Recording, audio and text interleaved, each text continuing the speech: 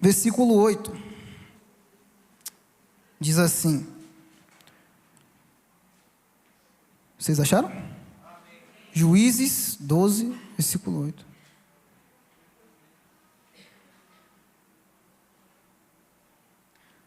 E depois dele, Ibizã de Belém julgou Israel. E ele tinha 30 filhos e 30 filhas, as quais ele enviou para o exterior. E trouxe 30 filhas do exterior para os seus filhos. E ele julgou Israel por 7 anos. Então, morreu Ibizã e foi sepultado em Belém. Amém? Ele tinha quantas filhas? E quantos filhos? Ele julgou por quantos anos? Ele julgou depois de quem? Vai ficar. Amém. Os universitários estavam ali, depois de Jefté. Vamos voltar um pouquinho. Êxodo, capítulo 6.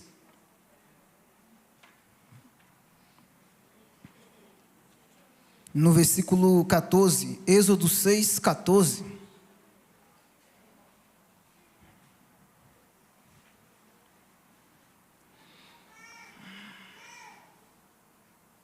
Amém? Se você não achou, diga misericórdia. Eu espero um pouquinho. Êxodo 6. Vamos ler o versículo 16. Estes são os nomes dos filhos de Levi, segundo suas gerações: Gerson e Coate e Merari. Versículo 18.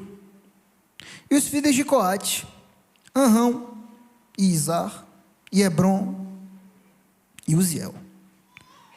Vamos no versículo 20. E Anrão tomou por esposa Joquebede, sua tia, e ele gerou-lhe Arão e Moisés. Versículo 23. E Arão tomou para si Eliseba, filha de Aminadab, irmã de Naasson. Até aqui. Amém? Bora ler mais um pouquinho? Sei que estou sendo um pouquinho chato hoje, botando vocês para ler demais. Mas você já leu o que você não leu essa semana. Olha aí. Mateus, capítulo 1. O primeiro livro do Novo Testamento.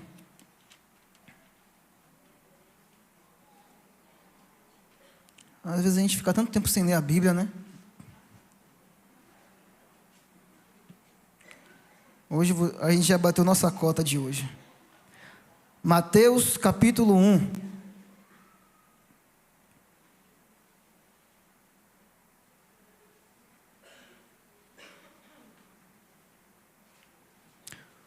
O livro da geração de Jesus Cristo, filho de Davi, filho de Abraão. Abraão gerou a Isaac, Isaac gerou a Jacó, Jacó gerou a Judá e a seus irmãos, e Judá gerou a Pérez, Pérez Zerá de Tamar, e Pérez gerou a Esrom, e Esrom gerou a Arão, Arão gerou a Aminadab, Aminadab gerou a Naasson. Até aí, amém? Vamos curvar a nossa fronte. Te peço que você se desligue de tudo que estava lá fora, deixe seu celular no modo avião. Curve sua fronte, feche os seus olhos. Espírito Santo de Deus, nós clamamos a Ti, Senhor, nessa noite, que a Tua presença que já está aqui, se aposse de cada um de nós, se aposse da minha vida, Senhor, porque eu sou Teu servo, estou aqui diante do Teu altar, mesmo sendo um homem falho, miserável, e eu te peço, Espírito Santo, que o Senhor venha validar aquilo que foi declarado ontem, pelo Teu Filho no monte, a saber, o anjo dessa casa, que o Senhor viesse a possuir o pregador nessa noite, Senhor. E eu te peço, Pai, que o Senhor faça dessas palavras cumprimento, Senhor, sobre a minha vida nessa noite, para que a Tua igreja, Senhor, possa sair daqui com aquilo que o Senhor quer ministrar à tua igreja, com aquilo que o Senhor quer dizer à tua noiva, com a mensagem específica do Senhor, para que não venha nada de mim, Senhor, nada de interpretação mera humana, mas que venha tudo do Senhor, Espírito Santo, e que o Senhor se aposse de minha vida e faça o teu querer, e que a nave venha estar cheia da tua glória, da tua presença, porque nós estamos aqui unicamente para podermos louvar e engrandecer o teu santo nome. Já te agradecemos, em nome de Jesus. Amém? Dê uma salva de palmas ao Senhor. Nosso Deus é maravilhoso. Quando eu recebi o convite para estar aqui nessa noite, eu ainda confesso que eu estou ruminando a palavra de domingo, que foi uma palavra muito profunda. Na verdade, o Senhor, Ele é misericordioso sobre nossas vidas, e todas as palavras que são pregadas nesse altar, elas têm um norte de interpretação canônica, que está dentro da linha que o Senhor, Ele inspirou a estes homens, estes profetas do Senhor, a escreverem, e esse conjunto de escritos virou o que nós temos hoje, que é a Bíblia. A palavra, ela tem uma interpretação muito coerente com aquilo que o céu, ele quer nos ensinar, com o que ele quer nos passar. E domingo, o apóstolo até inclusive falou que só quando ele tinha acabado de ler ali os primeiros versículos, tinha a palavra para 2 dias. E se nós, todos os dias, tivemos essa cultura de irmos nos alimentar, onde tem alimento ali para a gente continuar fazendo que nem o boi e a vaca faz, né? Ruminando. Ele mastiga o alimento, engole, e depois aquele alimento volta, e ele mastiga de novo.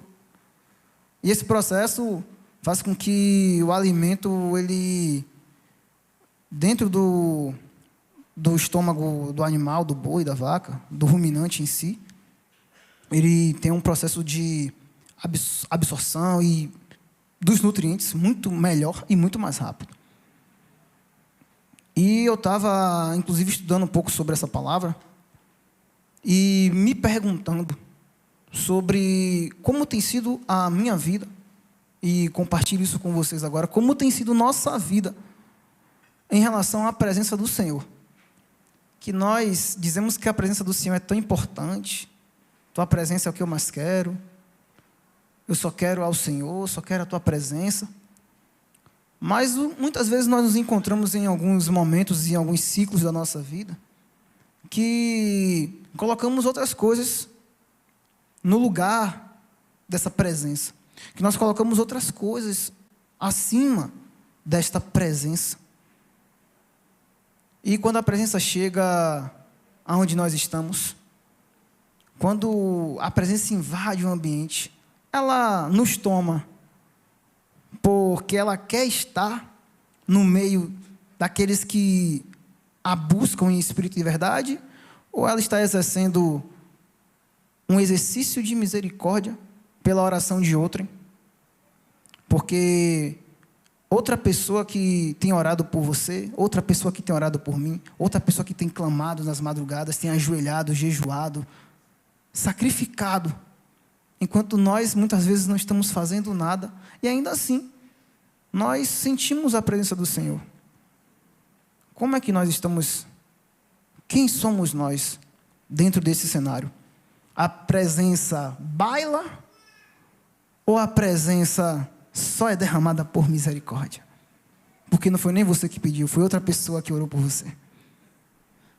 E isso me deixou... Mas essa não é a palavra de hoje. Eu pensei que fosse. Eu falei, eu vou pegar o gancho de papai de domingo e vou. Mas não foi. E trazendo a palavra que o Senhor ministrou no meu coração, de Juízes, capítulo 12, a palavra vai falar sobre um dos juízes, que ele não tem nem 5 versículos de história. A palavra fala sobre Ibizan, de Belém, um homem que teve 30 filhos, 30 filhas, 30 filhas ele mandou para o exterior e pegou outras 30 mulheres para os seus filhos, mulheres do exterior. A palavra não deixa claro aonde é esse exterior, mas ela nos permite começar a ter uma ideia sobre aquilo que é o propósito de redenção de Cristo sobre toda a terra. Porque a gente leu também a genealogia de Jesus, ou parte dela, mas acredito que quase todos aqui já leram esse capítulo de Mateus, capítulo 1. E Mateus, ele deixa bastante assim claro algumas pessoas, algumas mulheres que participaram da genealogia de Cristo, mas não pelo fato delas serem mulheres apenas, mas porque elas não eram parte do povo de Deus. A primeira era Raabe. E depois ele cita também Ruth. E dentro disso, a gente começa a entender que o plano de Cristo para a salvação da nossa vida na terra, ele é muito maior do que aquilo que a gente consegue entender hoje. Ele é muito, muito, muito maior e vai muito além daquilo que a gente possa mensurar, humanamente falando, de forma específica. Porque quando a gente traça um caminho de tentar entender que Jesus veio para os dele, mas os dele o rejeitou e ele abriu uma porta para que nós pudéssemos entrar, muitas vezes isso também gera um conflito em nós de tipo, mas eu não sou linhagem, mas eu não faço parte da linhagem de Israel, eu não faço parte da linhagem de Jesus, até onde eu sei, mas e até onde eu não sei? E o que importa isso diante do poder de Deus? Que peso tem isso diante dos céus? E para até eu não esquecer o tema, que hoje eu estou na dispensação do Senhor mesmo. O tema é... Esqueci o tema. Daqui a pouco volta. Mas faz-se necessário voltarmos um pouquinho lá antes do Éden. A gente vai encontrar em alguns livros apócrifos, o livro de Enoque, e em alguns profetas, algumas passagens citando, também em Apocalipse, nós vamos ver algumas passagens citando que antes da existência do homem, já existia um reino, ou melhor, o reino dos céus. E este reino, ele muito bem estruturado, muito bem organizado, cetro de equidade, seres perfeitos, adorando a perfeição. Seres perfeitos diante da perfeição, adorando, sem cessar. E dentro desses seres perfeitos, existe um, que algum desses textos vai contar que ele era conhecido, inclusive, como a estrela da manhã, a estrela da alva. A estrela da alva. Se a gente for ler o livro de Apocalipse, a gente vai encontrar o apóstolo João se tratando ao Senhor Jesus como a brilhante estrela da alva. Mas para um ser, convenhamos que para um ser conseguir o status de ser conhecido como estrela da alva, esse ser era minimamente, muito badalado no céu. Para não dizer pouco, muito badalado no céu.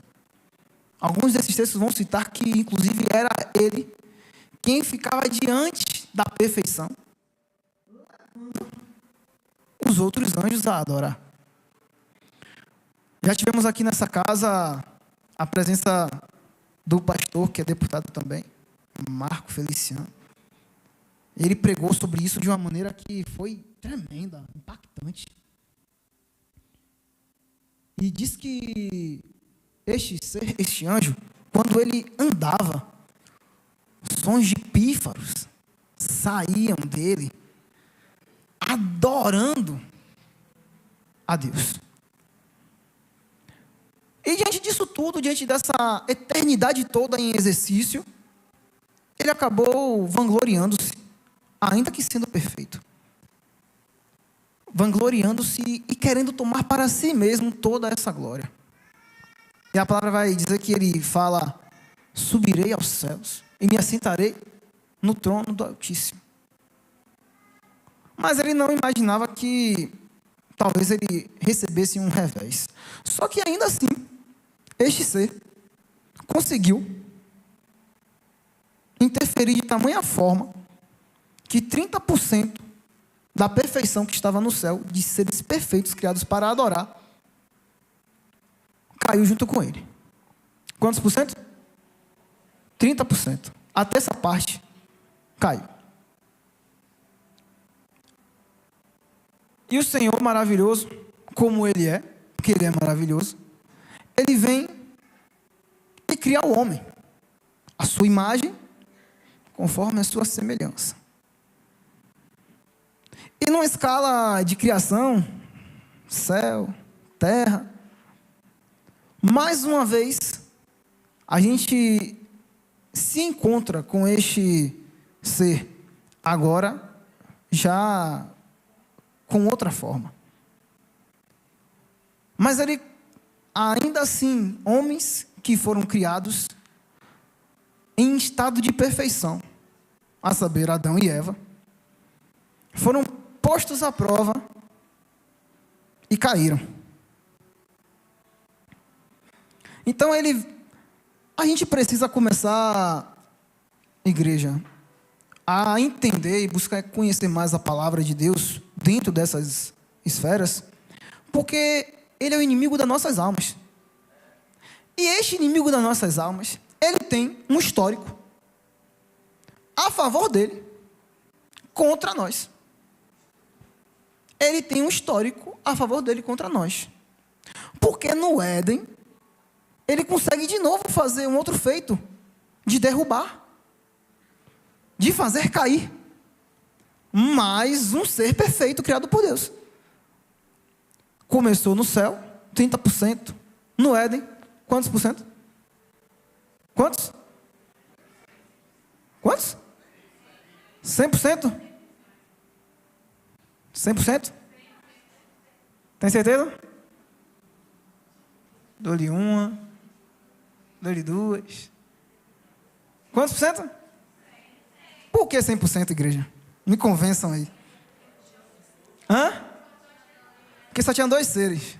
Mas quem foi que ele derrubou?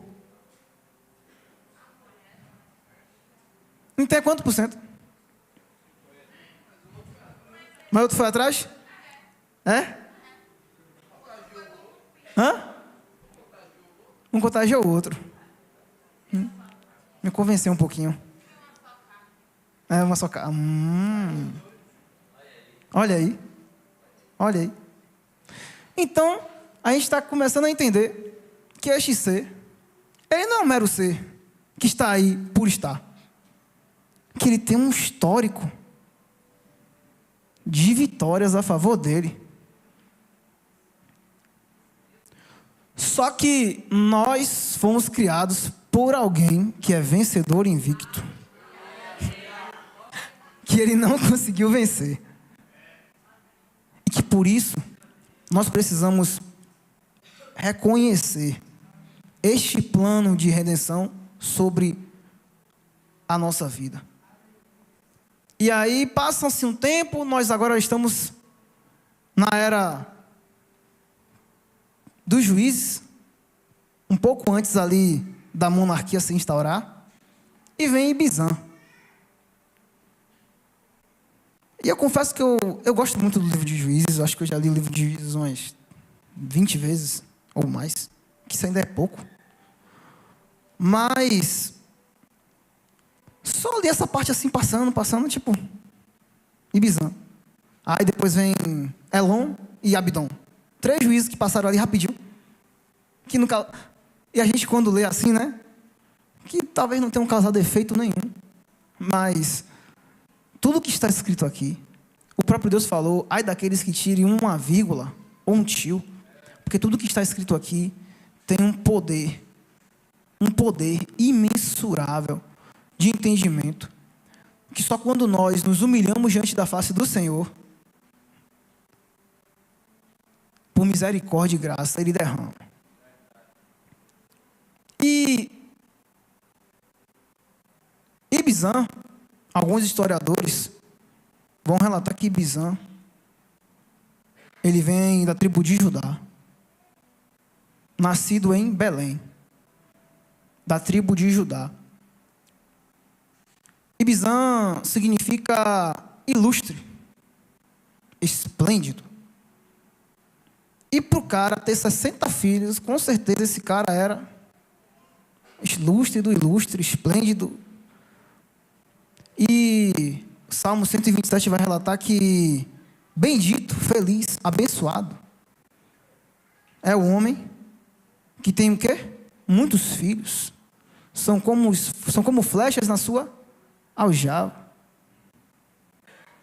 E ele será conhecido nos portões da cidade. Afinal de contas, ele era o juiz. E olhando esse detalhezinho, quando eu li que ele mandou 30 filhas para o exterior, aí minha cabeça começou a... Falei, Senhor, tem alguma coisa aqui, se o Senhor quiser me mostrar. Aí ele, vamos? Falei, vamos. Porque nada acontece por acaso. E quando eu vi 30 filhos, alguém da tribo de Judá, porque quando a gente vai falar da tribo de Judá, a gente está falando da tribo, da onde veio, como nós lemos, o Senhor Jesus.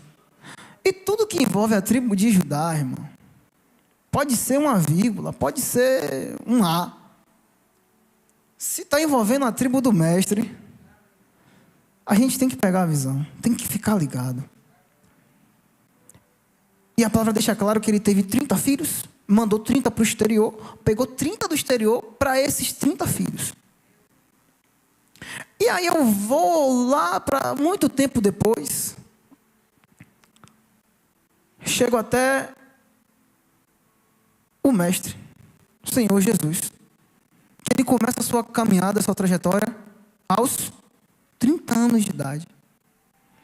Fazendo uma menção também aos 2 primeiros reis de Israel. Porque a palavra de Deus vai falar que Saul começou a reinar com 30 anos. E o seu sucessor, não por linhagem propriamente dizendo, mas que nós sabemos que foi Davi, de onde proveio o rei Jesus, também começou com 30 anos de idade. E a palavra vai falar que este Senhor, Jesus, este rei, que veio para salvar os dele, participou de um negócio, participou de uma negociação feita às escuras, em que alguém da tribo dele também quis dar uma de Ibzan. Chegou lá para os fariseus e falou, ó, eu vendo ele para vocês. E recebeu 30 moedas. Em troca de quem? Do Senhor Jesus. Só que a palavra vai dizer que essa pessoa que estamos falando, que é Judas, o Senhor Jesus orando, vai falar que não guardou ele, justamente por conta de ter uma necessidade de cumprimento. Era necessário que fosse cumprido. E quando também nós vamos tentar entender essa linha de cumprimento, a nossa cabeça fica, mas a gente não tem livre-arbítrio? A gente tem livre-arbítrio. Até o momento que a gente fala assim, eis-me aqui, Senhor. Eu quero ser teu. Quero que o Senhor faça aquilo que o Senhor quer. Quero que o Senhor estabeleça a tua vontade sobre a minha vida. Porque é muito fácil Eu e você chegávamos e falar: ah, Senhor, me toma, faz o que o Senhor quiser. E quando Deus começa a fazer o que Ele quer, aí eu, não, desse jeito. Mas você não pediu, você não falou, eis-me aqui. E agora está querendo cobrar livre-arbítrio. Olha como nós somos miseráveis. Eu, pelo menos, já me encontrei muitas vezes assim. Não, Senhor, a minha vida é do Senhor. A minha vida é tua. E aí quando começou a estreitar alguma coisa aqui, começou a fazer alguma coisa, não, peraí, desse jeito eu não quero não. Se for para ser assim, e aí a gente faz o quê? A gente está esquecendo que quem quer que a gente entre no histórico de derrotado é Satanás, que já tem um grande histórico aí, desde o céu. Mas voltando para a vida de Judas, a palavra vai dizer que Judas vendeu o Senhor Jesus aos da sinagoga por 30 moedas. E quando a gente vai vendo a história de Judas e essa ação de cumprimento de Judas, na nossa mente talvez seja um pouco difícil de entender. E realmente, talvez não seja nem para a gente entender, porque a gente entende em partes agora. Tem coisas que é melhor que a gente entenda no momento certo, para que isso não venha a causar escândalo em nós. Porque senão nós começamos a querer questionar a Deus. Senão nós começamos a querer colocar Deus em questionamento. E aí a criatura começa a querer questionar o Criador. Aquele que foi criado começa a querer ser mais que quem criou. Nós que fomos criados para servir e adorar a Deus, nós fomos chamados e escolhidos. Inclusive, nós precisamos estar muito atentos nesses últimos dias, porque estamos nos últimos dias. E só quem se permitir ficar de olhos fechados não vai perceber.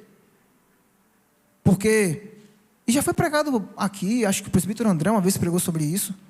Não sei se vocês já perceberam realmente como tem passado rápido o tempo.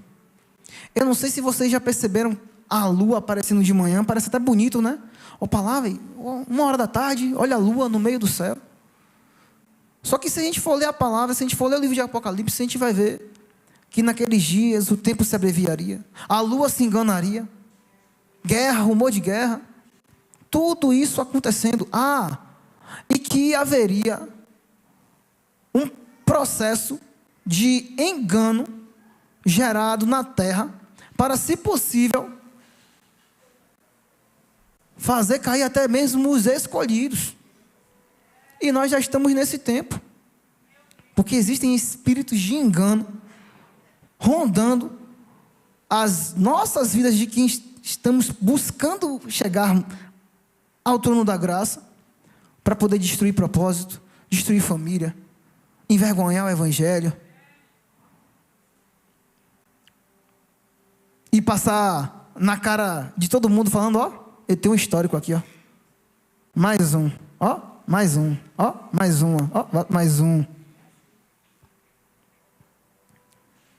Só que Judas não estava entendendo que, obrigado, Senhor, até a palavra voltou, que era um propósito do Senhor de resgate e alcance. Se a mídia puder me ajudar, ó. Resgate e alcance, 2 pontos, linhagem restaurada. Resgate e alcance, linhagem restaurada. Por quê? Aí agora a Bíblia me permite conjecturar que eu não sei para onde foram essas 30 mulheres da tribo de Judá. Foram para o exterior. E o mundo naquela época, em comparação a hoje, era em uma escala bastante menor. E a palavra fala que o justo, né, ele colhe a 30, a 60, a 100 por um. Agora pense se essas 30 mulheres que foram para o exterior, cada uma gera mais 30. E cada uma gera mais 30, 60, e por aí. Papai gerou 30. E eu tenho que gerar 50, 60. Pensa aí se cada uma... mas... E se tivesse uma estéreo? Se tivesse um estéreo, se tivesse 29 estéreis e uma que gerasse 30, E depois, gerando... A pergunta é, nem eu e nem você sabemos, mas e se nosso sangue não corre? O sangue da tribo do Todo-Poderoso da Galileia. Que é isso, pastor?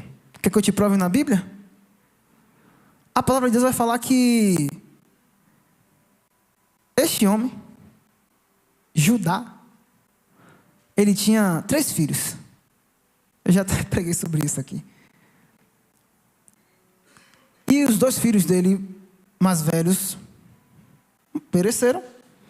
O mais novo ele não quis entregar. Selá, ele quis deixar Selá guardadinho. E Tamar foi se apresentar a Selá. Judá tomou ela como uma prostituta. Pegou Tamar. E de Tamar veio 2, que a gente acabou de ler ali. Só que a gente também não sabe de onde vem Tamar. No fim das contas, nem eu e nem você podemos abrir a boca e falar assim: eu não tenho parte. A não ser que você queira, por escolha sua. Porque seja por enxerto, seja por fazer parte, nós somos filhos de Deus. Nós somos filhos e filhas do Todo-Poderoso. E o Senhor Jesus, Ele vem, morre por mim e por você, para resgatar a minha e a sua vida. E muitas das vezes a gente ainda fica se sentindo não pertencentes.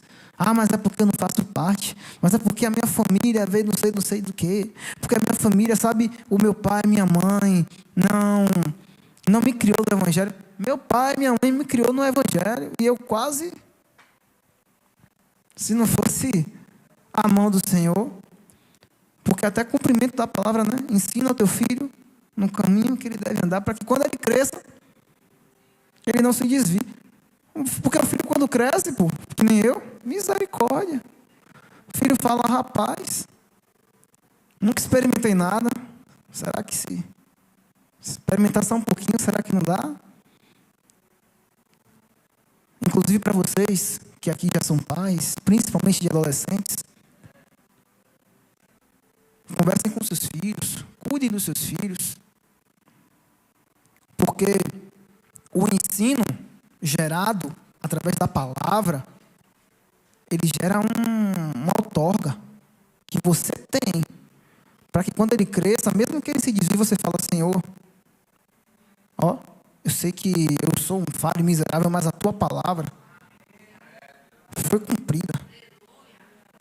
Tem misericórdia, resgata meu filho, resgata minha filha. E hoje é culto de família e é necessário que a igreja tenha esse entendimento de que uma vez criado na igreja, está no céu? Esqueça isso. A gente acabou de ver que quem foi criado no céu caiu quanto mais. Tinha uma peça que eu gostava de assistir. E essa peça falava sobre o filho do pastor. E o filho do pastor era o bonzão. Ele chegava, fazia toda a merda que ele tinha para fazer. E depois ele: não, mas eu sou filho do apóstolo. Eu sou filho do apóstolo, não venha não. E aí chega uma hora que Satanás aparece na frente dele, e ele lá bagunçando, aí ele: pera aí, pô, é porque você não sabe quem eu sou filho do apóstolo, e aí? E aí ele: pronto, sabe quem eu sou? Eu não, né? Aí, aquele que nasceu no céu, você é o que nasceu na igreja, e vai os 2 juntos, passar a vida no inferno. Olha que coisa bonita. Aqui não, está repreendido em nome de Jesus. Aqui mesmo não. Mas é necessário que a gente entenda mesmo, meus irmãos, que o inimigo é louquinho pela minha e pela sua vida. Porque ele entende que não só eu, não só você, mas todos os seres que existem hoje na Terra têm uma grande probabilidade de ter correndo na veia o mesmo sangue. E aí? Como é que vai ser? Chegar no céu? Ah, Senhor, mas é porque eu não tinha o seu sangue. Quem te disse? Ah, pastor, mas isso não importa. Não importa. Aí eu vou te explicar agora porque a gente leu a genealogia de Levi. Porque Levi gerou Merari, Gerson, Coate. E aí vai dizer que de Coate vem Arão, irmão de Moisés. Só que Arão, irmão de Moisés, ele não se casa com ninguém da tribo dele. Ele se casa com uma mulher chamada Eliseba. Eliseba significa Deus é abundante. Eliseba é irmã de Naasson, que é a linhagem direta de Jesus. Até porque o Senhor Jesus, vindo da tribo de Judá, não teria outorga de linhagem sanguínea para poder ser rabi. E se alguém chegasse nele e falasse, mas espera aí, você é de Judá, você não é de Levi. Você não pode ser. Não. Eu sou sobrinho de Arão. E isso está tudo escrito na palavra, não estou inventando nada não. Eu até te peço que você leia de novo, para você confirmar com seus olhos, com seu entendimento e falar, o quê? Porque está escrito, mas a gente lê pouco. Ou melhor, a gente lê naquela ânsia, né, de chegar assim e falar, já cumpri o meu de hoje, viu? Eu já li quantos... Já. Teve um mês que eu falei, eu vou ler a Bíblia toda em um mês. Vou ler a Bíblia toda em um mês. Li a Bíblia toda em um mês. Você nem lembra o que é que você leu. Você não sabe nem o que é que você leu. Você só leu assim, passou o olho, e isso serviu de quê? Na construção de um alicerce de moralidade cristã. Serviu de quê? Você entendeu o quê? Lendo, parecendo... Mas quando eu falo assim, não, poxa, eu vou tirar hoje 1 hora. E vou ficar 1 hora só nesse capítulo aqui. Pô, mas assim eu vou demorar 1 ano para ler a Bíblia. Eu não sei nem se eu vou estar vivo amanhã. Eu não sei nem se eu vou estar vivo daqui a pouco. Só que eu consigo ficar 5 horas de relógio fazendo qualquer outra coisa. Mas me dando atenção à palavra de Deus, misericórdia. Se só eu tenho essa dificuldade, eu peço que vocês orem pela minha vida. Vocês podem orar, inclusive. Porque nós estamos em tempo de frieza. Mas não podemos aceitar a frieza que está sendo colocada diante de nós. Nós não podemos nos conformar com este século, mas buscar transformação na nossa mente, que é o culto racional. E, se é racional, eu vou sentar, eu vou abrir a palavra e vou buscar racionalmente o que está escrito, e o que eu não conseguir, eu falo, Senhor, por favor, o Senhor pode, papai, me ajudar? E qual é o filho que não quer ajudar o pai? Ou o pai que não quer ajudar o filho? Qual é o pai que não vê, que vê o filho pedindo mais de proximidade que não quer? Eu estou me apaixonando pela minha filha todo dia. Eu estou me apaixonando pela minha filha todo dia. Cada semana que passa é um riso diferente, é um negócio diferente. Eu falo, rapaz, se eu, esse ser miserável que eu sou, amo assim minha filha, imagine como é que Deus não me ama, pô. Imagine como é que Deus não me ama. A ponto de deixar na palavra dele rastros de que eu sempre fui parte. Eu sempre fui parte. Porque até mesmo o cachorro, dentro da casa, ele faz parte. Porque chega um momento que Jesus chega e fala, né? Eu agora vim para os meus. Não é momento, de vocês. Isso quando aquela mulher que não pertencia ao povo. O próprio Jesus chega e fala isso. Mas ela pega e fala assim, mas até os cachorros, eles comem, se alimentam da mesa.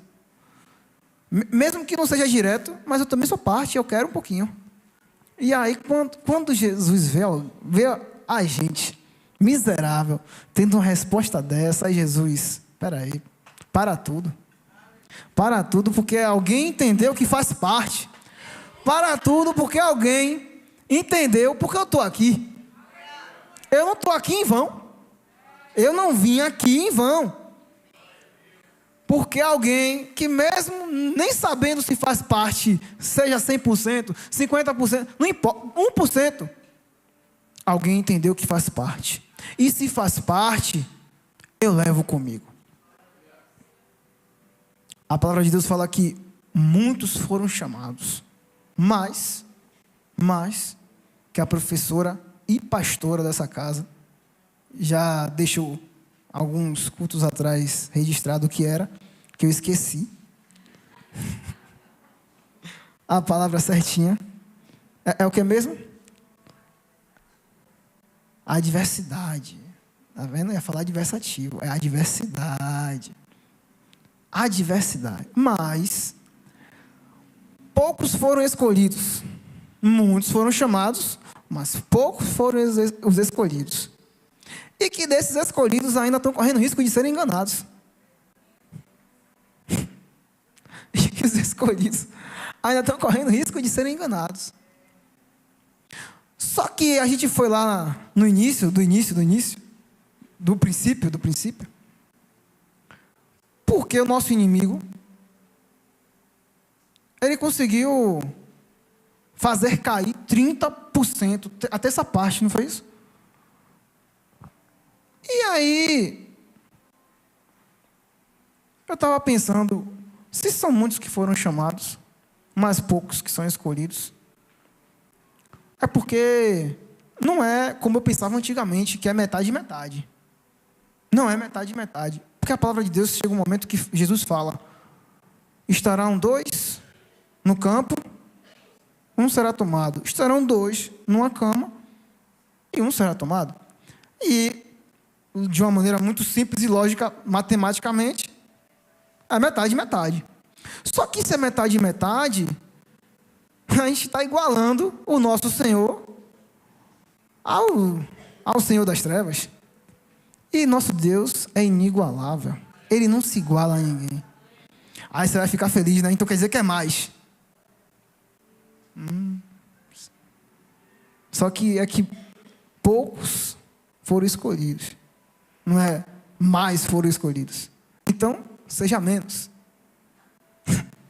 E se metade de metade é 50%? Menos que 50% é quanto? É 30%.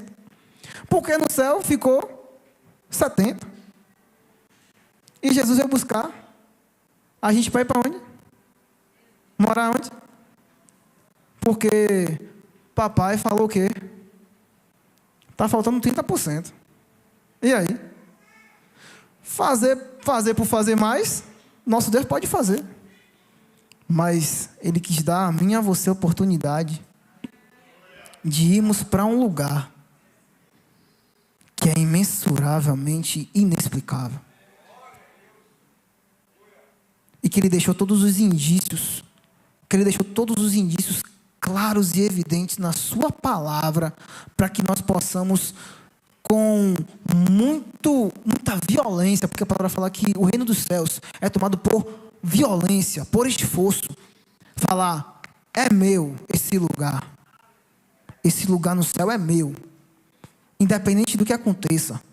Eu posso estar amargurado, abatido, decepcionado, passando por fome, prisão, perseguido, não importa. Esse lugar no céu é meu. Esse lugar no céu pertence a mim. Louvado seja o nome do Senhor. E eu preciso ter total convicção disso. Eu preciso ter total convicção disso, porque eu preciso também entender que na descida, na saída, vai se apresentar de novo. O inimigo de nossas almas vai se apresentar de novo. E ele não se apresenta. Isso já foi pregado, acho que antes de eu existir. Ele não se apresenta, sabe, que nem aquele bichão feio, não. Ele se faz de anjo de luz. Para enganar. Para gerar engano. A palavra de Deus fala que vai ser dado poder para que ele faça cair até fogo do céu. Olha que nível de engano. É um engano quase perfeito. O apóstolo falava, é o Ctrl-C, Ctrl-V. É a cópia quase que exata, impressa, com uma letrinha miúda lá que você não consegue nem ver. Que eu não consigo nem ver. Detalhe importante. E se eles que foram seres perfeitos foram enganados e caídos, imagine eu e você, que nascemos aqui. Olha aí. Se seres perfeitos foram enganados, quanto mais... Olávio.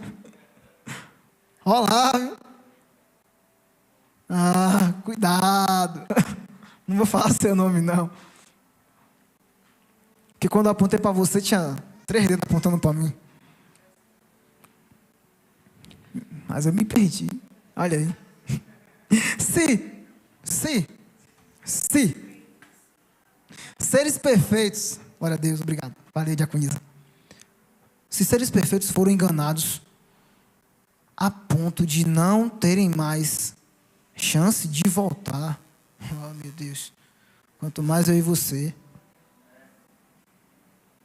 Quando nós achamos que nós estamos nos encontrando em Deus, a nossa vida, que nós encontramos em nossa vida, vamos ter bastante cuidado com isso. Como assim, pastor? Porque Jesus falou, aquele que pensa ter encontrado sua vida, mas aquele que perdeu a sua vida,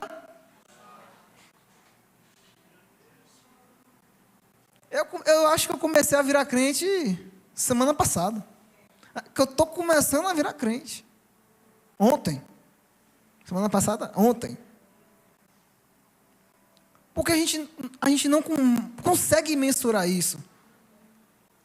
Porque a palavra nos outorga, nos dá muitos direitos, mas também nos dá um dever, ou 2 deveres. Amar a Deus sobre todas as coisas e o seu próximo. Você pode até não gostar de mim. Às vezes tem momentos que eu não gosto de mim. Às vezes tem momentos que eu não gosto de mim. Em situações que eu estou e falo, poxa, eu estou em construção. Amém? Eu estou em construção. O construtor da obra ainda vai aperfeiçoar. Eu estou no caminho do aperfeiçoamento. E eu olho para mim e falo assim, poxa, tem coisas que eu preciso melhorar. Então eu não posso nem cobrar que você também goste de mim. Mas você tem que me amar. E eu tenho que amar você. Mas como é que eu vou amar sem gostar? É porque amor não tem nada a ver com sentimento terreno. Amor é uma decisão. Doar-se por algo, por alguém, por um propósito.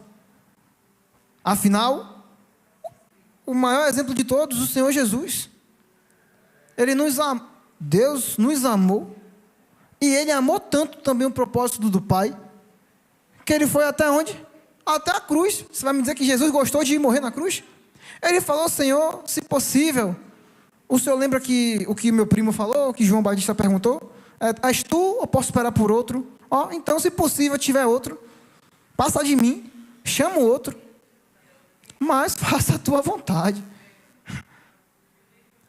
Ou seja, eu não estou nem gostando, mas por amor eu estou fazendo. Eu não estou nem querendo, por amor eu estou indo. Por amor eu obedeço, pelo amor eu me dou, eu me dobro, eu me rendo, eu me rasgo. E a gente demora para poder, cair a ficha, porque nós somos seres que somos muito movidos por sentimentos. Pela nossa alma. Porque, não, hoje eu acordei com a vontade de adorar. Jesus, tu és lindo, Senhor. Deus. Eu lembro que teve uma vez que eu acordei chorando. Porque eu estava num sonho. E nesse sonho eu estava adorando. Estava na presença do Senhor, assim. E aí quando eu começava a acordar, eu chorava. Não. Aí a pastora, que foi? Voltei para a terra. E a gente fica feliz, né? Nossa, mas é quando vem a adversidade, a gente já dá aquela desanimada, já não quero orar. Pô, não senti a presença de Deus hoje, já não quero ir para o culto, já não quero abrir a boca para cantar louvores a Deus, que é digno. E o evangelho não começa a não ser mais sobre Deus, mas sobre eu adorar a Deus no momento que me convém, no momento que me é oportuno. Aproveitando, eu tenho quanto tempo? Estou indo aqui, viu? Embora. Vocês já querem ir para casa? Acho que só 30% que não quer ir para casa. Só 30% que não quer ir para casa. Ó. Mas a gente tem essa dificuldade de... Já acabou? Ninguém me avisou. Eu perguntei, ainda perguntei.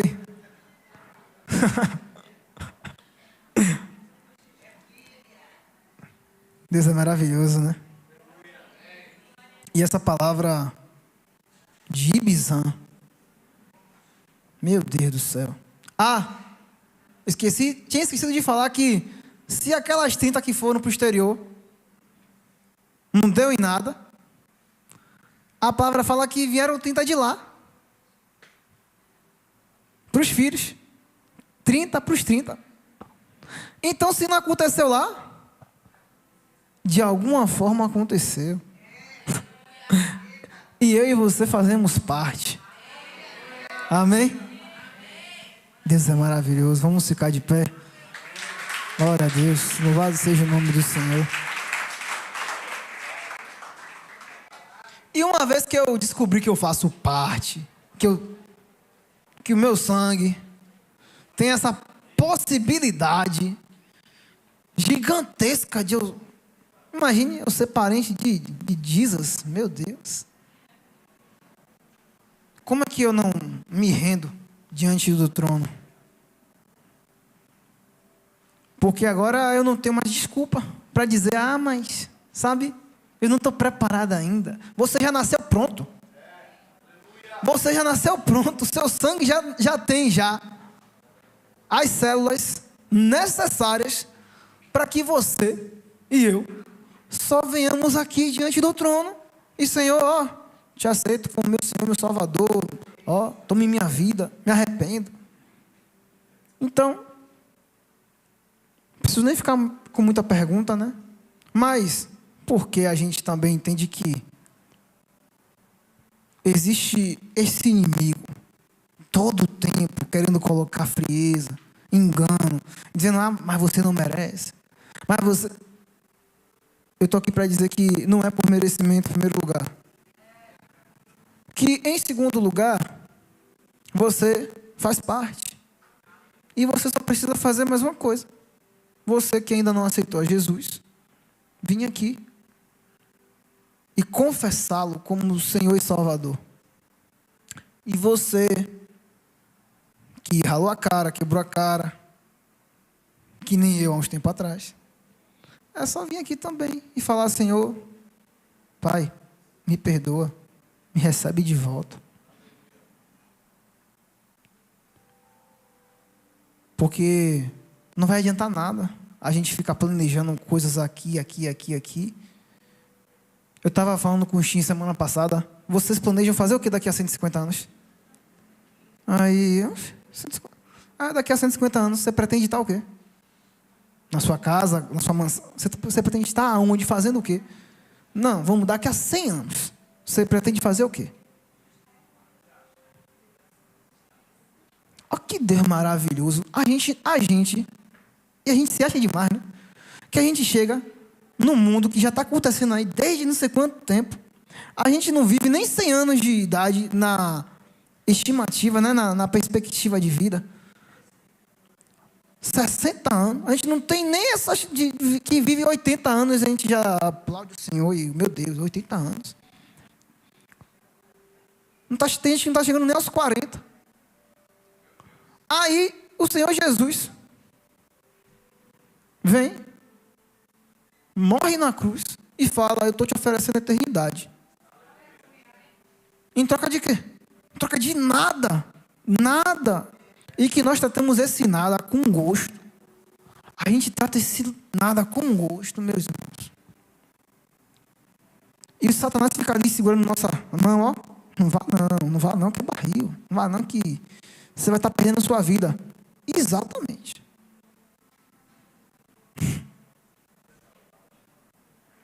Mas aquele que perder a vida, Axalá, será salvo. Amém? Tem alguém? Se não tiver, já quero agradecer mais uma vez pela minha oportunidade. E pedir que vocês fechem seus olhos, ergam suas mãos e comecem agora a adorar o nome do Senhor, porque nosso Deus é tremendo. Comece agora a se derramar na presença de Deus. Comece agora a pedir que Ele venha e encher o seu coração, que Ele possa arrancar um coração de pedra e pôr um coração de carne, que Ele possa se derramar e que a sua presença possa invadir esse lugar. Ó Espírito Santo, nós te louvamos e te pedimos, Abba, que o Senhor tenha misericórdia de nossas vidas. Agora você precisa abrir a boca. Você precisa abrir a boca e começar a orar e começar a declarar: Senhor, tem misericórdia de nossas vidas, Senhor. Nos livra de todo o projeto de Satanás, de toda ação do inimigo para poder gerar queda, gerar engano nas nossas vidas, Senhor. Oh Deus, nós somos seres frágeis, nós somos seres fracos, Senhor. Não há força em nós, mas o Senhor pode, mas o Senhor é forte. O Senhor veio aqui para nos salvar. O Senhor se entregou para nos salvar. E pelo teu sangue derramado, nós somos também, Senhor, chamados filhos de Deus. Ó Espírito Santo, vem e toma nossas vidas, Senhor. Vem, Senhor, e enche de tua glória, Senhor, a tua casa, Espírito Santo.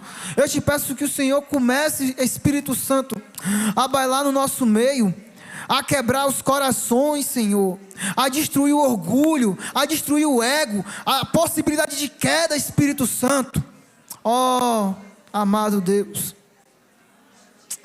faz-nos sentir a tua presença, Espírito Santo, que nós venhamos, Senhor, voltar ao primeiro amor, que possamos todos os dias entender que não é por merecimento, mas é porque o Senhor ainda assim nos colocou, Pai, dentro, Senhor, dentro do teu reino. E te agradecemos porque o Senhor, é maravilhoso. Queremos te adorar, Senhor, te adorar. Tu és digno de toda adoração, de todo louvor. Só tu és santo, Abba. És vencedor invicto, e não há arma forjada pelo inferno que gera engano nas nossas vidas para nos destruir. Nos protege, Senhor. Oh Espírito Santo de Deus, nós te agradecemos, Abba. Te agradecemos por essa palavra, que ela fique no nosso coração, e que o Senhor continue falando ainda mais conosco, Senhor, e que ainda essa noite o Senhor continue fazendo o que o Senhor tem que fazer, operando o que tem que operar, em nome de Jesus. Amém. Graças a Deus. Amém.